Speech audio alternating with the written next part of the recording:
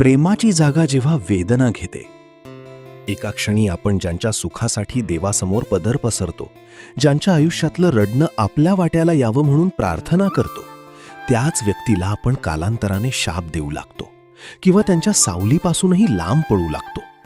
हे ऐकायला खूप क्रूर वाटतं, पण त्यामागे एक खूप मोठी वेदना असते. नातं कोणतंही असो, त्याचा पाया हा विश्वास आणि प्रेम असतो. पण जेव्हा त्याच नात्यात समोरची व्यक्ती तुमच्या निखळ प्रेमाचा गैरफायदा घेऊ लागते, तेव्हा चित्र बदलतं.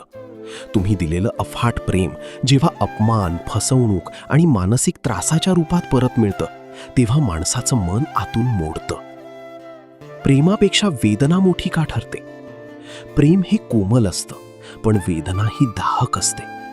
एखादी व्यक्ती तुम्हाला कितीही प्रिय असली तरी ती जर सातत्याने तुमच्या अस्तित्वावर घाला घालत असेल, तुमचं आयुष्य दुःखद बनवत असेल, तर शरीराच्या नैसर्गिक प्रवृत्तीनुसार मन त्या व्यक्तीपासून स्वतःला वाचवू पाहतं.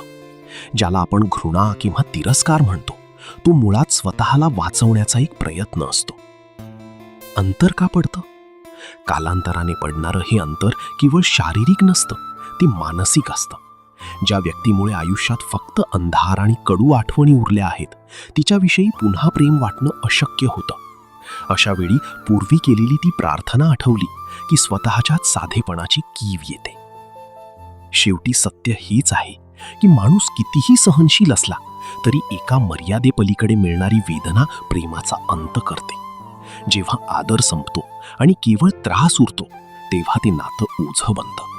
स्वतःच्या शांतीसाठी त्या व्यक्तीला आणि त्या नात्याला मागे सोडणं, हाच मग एकमेव मार्ग उरतो.